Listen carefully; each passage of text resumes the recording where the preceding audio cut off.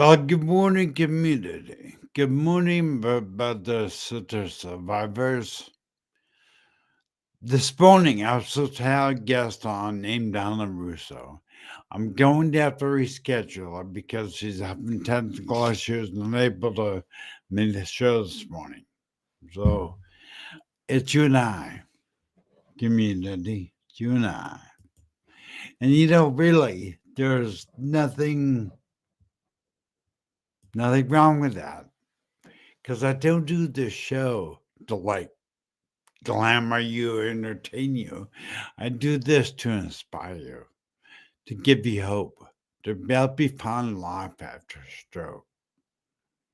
And there's Sherry Patterson, and she got her name on there. Look at that, Sherry. There is Sherry Patterson from Niagara Falls, the East Coast. So we got the West Coast meets the East Coast. Okay, thank you, Sherry. Thank you for being out there. Sherry Donna is not able to get on this morning. I don't know what's happening. But it gives me time. I'll reschedule and get Donna Russo back on the show when possible. As soon as possible. Because I really, really want you to meet her. She's amazing. And the reason I have some other than a stroke survivor, because I want you, community, to see there are many people that battle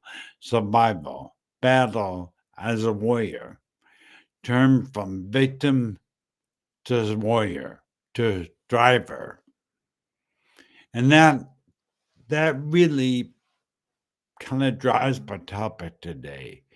Here at Stroke TV meeting the Stroke of Genius podcast, survivors' parents.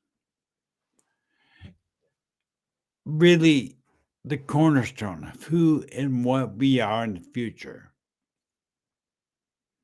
Who and what you are is a decision you make. And it really comes down to mindset. There she is. Donna made it. Hold on. Oh my gosh, guys, go great. She goes, hey, good morning, Donna. How are you? I am so happy you're here, honey. Me too. I'm so excited to see you here. So we'll have this intro all planned out for you. Let me pull it back up because I really want people to know about who you are. And let me pull up. I made a little punch list because I want to make sure that this is people. These are a few things Donna has accomplished in her life. And then when Donna is battling and is a thriver of muscular dystrophy. And Donna is, get this, she's an actress, public speaker. She has danced at many national touring shows. Donna has appeared on TV and film projects. You can check her work out on I'm Mob, the streaming service. Check it out. So go look at her. And I'm gonna Donna, if you don't mind, I'm gonna pull up I made a QR code for your website. Take a look at her website. Scan that QR code. Go to Donna's website. You're gonna be amazed. This morning, I shared a video of her dancing. Amazing. I mean, I'm in a wheelchair. I've been in a wheelchair for 13 years. And you won't see me dancing. And I'm telling you, it's pretty amazing what she does. Again, it's not survivor of muscular dystrophy, a thriver of muscular dystrophy. So let's get right into it. I'll say, good morning, Donna. How are you? Good morning, Aaron. I'm good. I'm good. I'm glad to be here with you, and it's exciting. I like talking with you. Yeah, you amaze me. Now, let's start out first thing, because I think my people are used to seeing stroke survivors, but can you give us a brief overview of what muscular dystrophy is? Well, the muscular dystrophy I have, FSH, is it robs your muscles slowly. And at first, you might not be able to, raise a hand, or um, you might feel a difference in your muscle strength. Um, and so I did. When I was a child, I could not whistle, but I didn't think that had anything to do with a muscular dystrophy at all. But later on, when I couldn't raise my arm after going to the gym and doing multiple arm exercises, I thought, "What's going on?" And I thought, I'm just tired, right? So then it happened years later, maybe 3 years or 4 years later, but the other arm not working properly. And then I got it, investigated it, and find out what it is. Now, at what age did it start occurring? How old were you? What is the? I'm sorry. What age did you start realizing something's wrong? Oh, um, like about in my 40s, 46 maybe, because that's when I did the gym really hard on my arm and I couldn't really reach it. When I had when I couldn't um, when I couldn't whistle, I didn't think anything of it. But muscular dystrophy (FSH) has to do with facioscapulohumeral muscles. So that's in the face and the shoulders, and it can hit your legs, and it can creep up on you, as they say.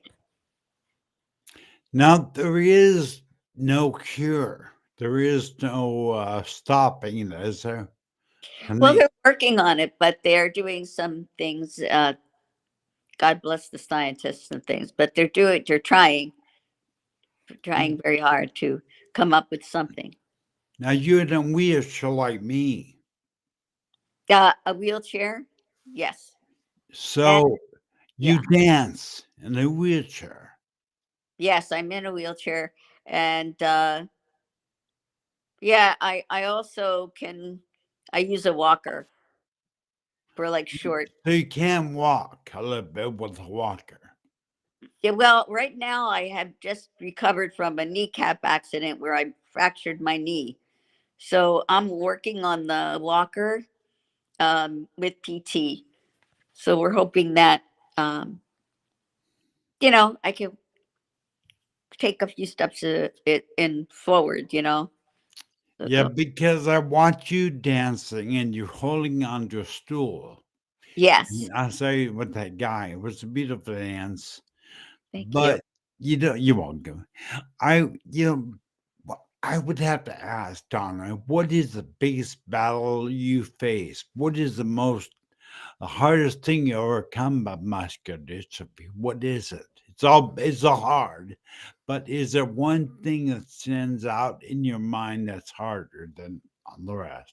Well, I think with everybody, whatever um, things that happen to you in life, whether you have stroke, whether you have muscular dystrophy, you kind of have to try to adapt as much as you can uh, to keep going.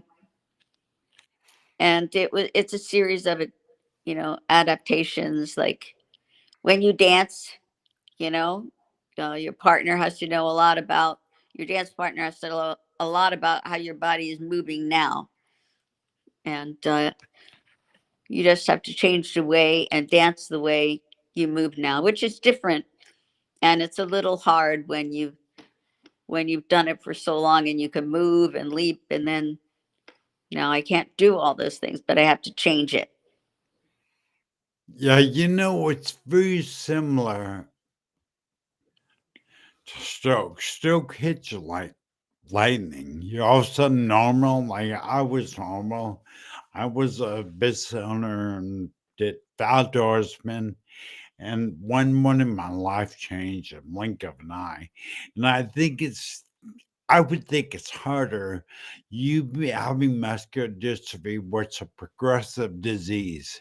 It is not instant. It slowly comes on. You live 40 years of your life normal without any issues. Then slowly you begin to realize you got weak. things change slowly. But to me, that's harder and harder. But I will say what amazed me with you when I first met you, and the reason I want you on the show is mindset. You still, you don't just curl up in a ball and say, okay, well, I'm going to die. You thrive. You want to live life to the fullest. Good for you. And Sherry's out there. Sherry Patterson is from Niagara Falls, and she says, "Boom." She is. We're all very proud of you. You're doing a great job. And was it? It refresh your memory. Was it Jerry Lee Lewis? I'm dating myself. Was it Jerry Lee Lewis? Was he? Didn't he do his telethons for muscular dystrophy? It was him that he did a lot of telethons and a lot of work uh, Yeah. raising money. Yeah. Yeah, yeah, that would be so neat if we could do. We'll talk about that because I think we could use a platform and pick a donation place and try to do a telethon. It'd be fun, a little show. But I want people to realize no matter what your ailment, no matter what your disease, no matter what you're battling in life, it's going to come down to your mindset. So, how did you change your mindset from "oh poor me" to "I'm gonna live again"? What is it that inspired you? Well, I have my days, I have my moments where things are just a little too much. But what kept me going was I wanted to be uh, maybe an example that if you want to still dance, maybe you can with a different way. I had a passion inside me to continue dancing, even though I had muscle problems. It just was inside of me that I wanted to continue and dance the way I dance now. Um, so when you have a passion, it's inside your heart. So it's really hard to ignore it or uh, push it aside. Don, I can totally relate. I absolutely have a passion for helping stroke survivors. It's what I do. It's who I am. I absolutely love it and will not stop till throw dirt in my face. But I think you bring up a really valuable golden nugget, which is passion, purpose. I'm telling anybody out there that's watching this live or on the replay, you need to find your passion and your gift. I believe, and I believe that everybody that's born is born with a God-given gift. And it is your responsibility as a person to find that gift. How do you define that gift? It's the easiest thing it's the hardest thing you do in life with the least amount of effort. All right, so it's the best thing you do in your life with the least amount of effort. And like you just heard Donna say, dancing, she loved it. She had a passion. It came easy for her. She loved it. So Donna, I really can relate to passion. I really can. But let's now for anybody out there, what are some of the early signs of muscular dystrophy? Is it the weakness only? Well, there's many different muscular dystrophy, and I don't know all of them, but uh, I just know that muscle weakness is a lot. Is a big sign. Um, and if I had known anything about whistling or facial issues coming up, I would have kind of known that maybe there was something wrong. But I didn't. I was just a little girl. I was just in a show, and they just wanted me to sing and whistle, and one of which I couldn't. And I went to my father and I said, "What am I going to do? They want me to whistle, and I can't whistle." And I tried and tried, and what ended up happening was I just hummed it. I just I just hummed. Okay. A true actress get did you pivot, you do what it takes.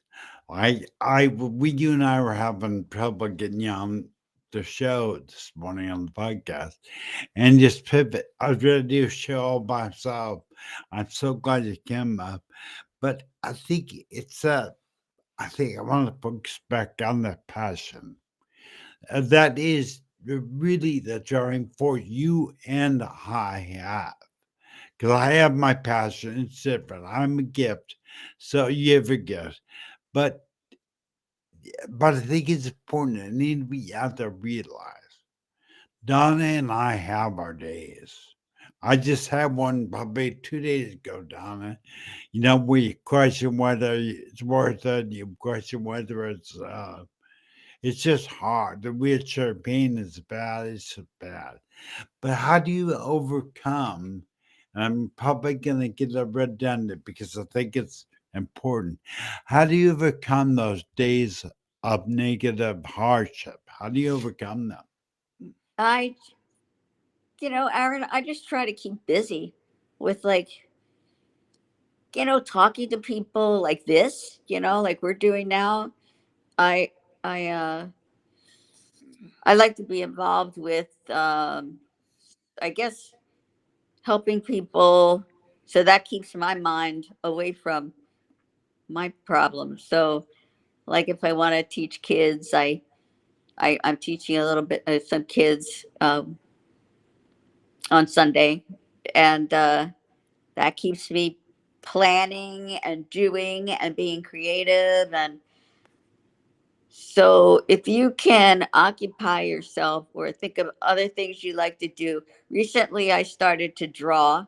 I just was drawing things for some get well cards for some people in the rehab where I was recently for my kneecap. That kept me really busy.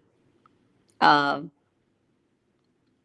and with Donna on the Go that Peggy Lane created, we she had an outlet for me, and I just enjoyed doing those shows.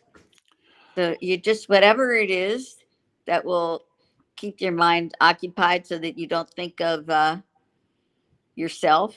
Like if you do things for other people, it takes you away. Yeah. That is the key. And I really believe that's what keeps me going. Because I believe that gift I spoke about earlier, that everybody listening to this needs to find within themselves. If you focus on that, it's designed to serve others. It's really what it's for. It's not, it's, and that will, if you, I'm going to say, I'm repeat a quote my spiritual mentor told me: where your focus goes, your energy flows.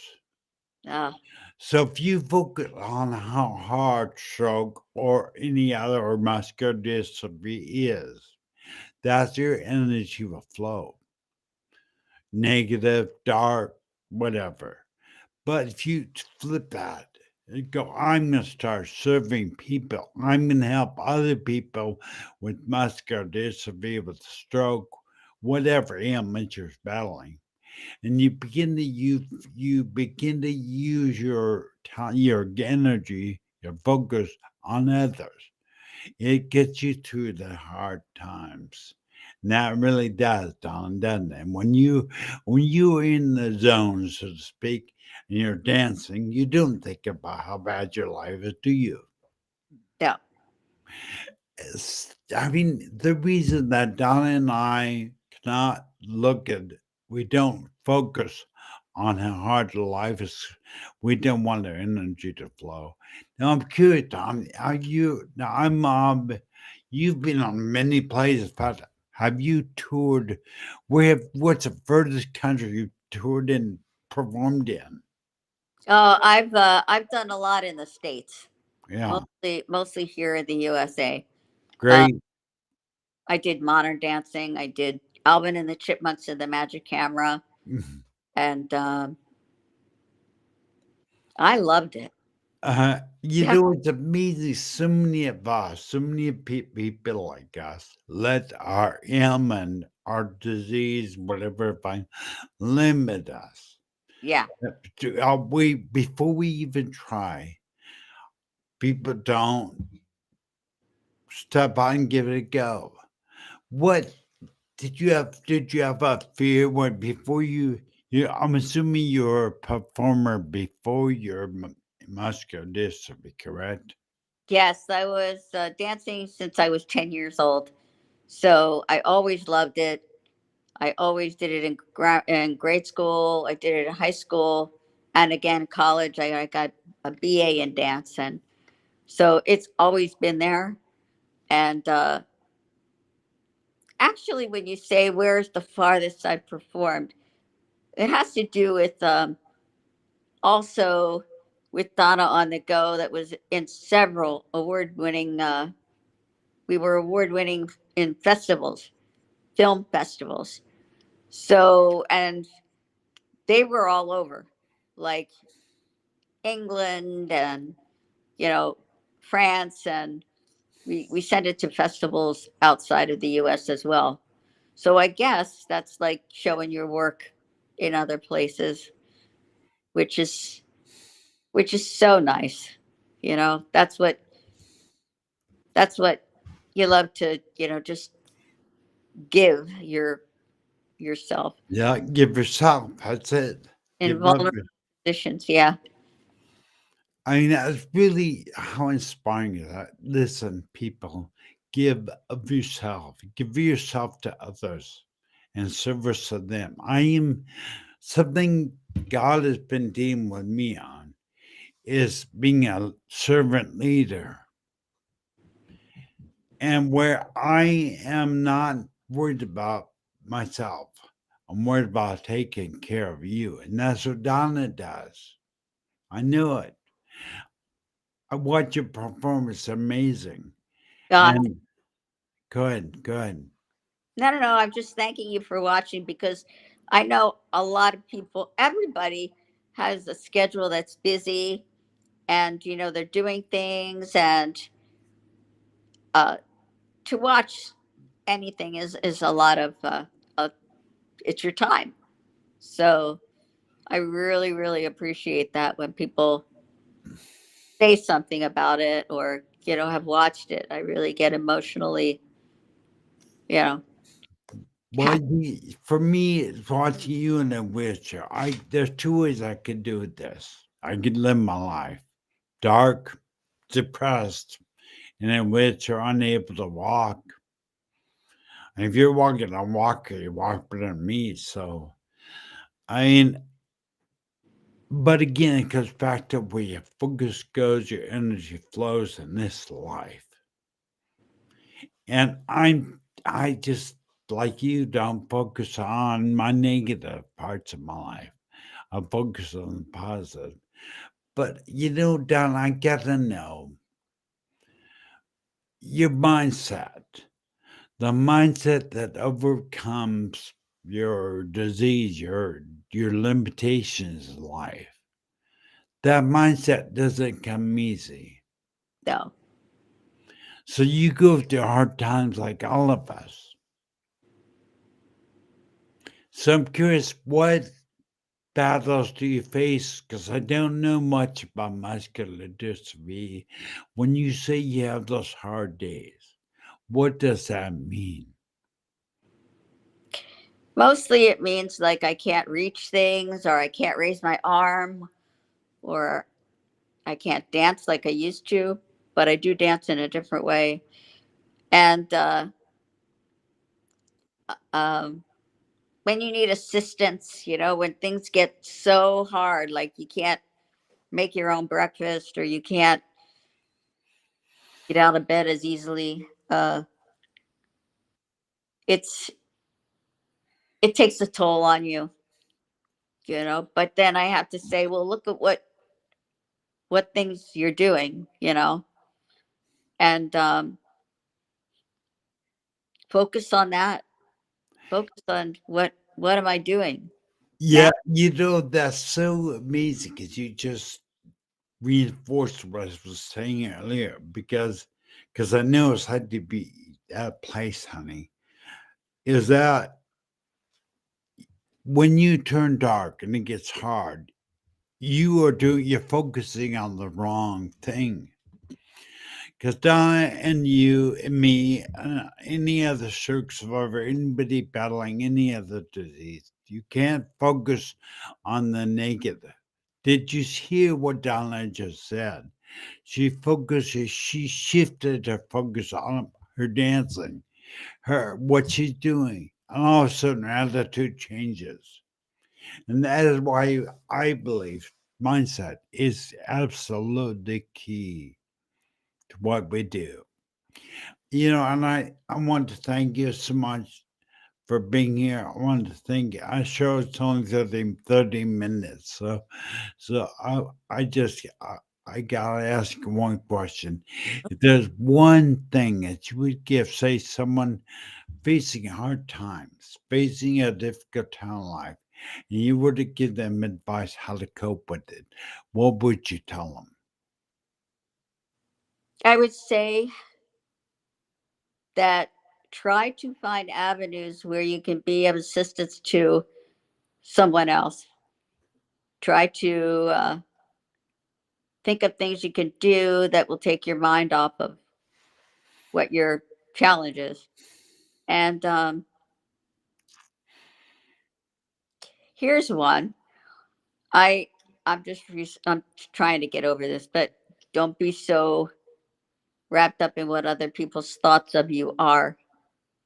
Uh, you know, and I'm trying to more let people help me. Let them help if they are so kind to do so. Oh, I do know. In fact, a lot of the times earlier on in my stroke, it bothered me because you and I were independent.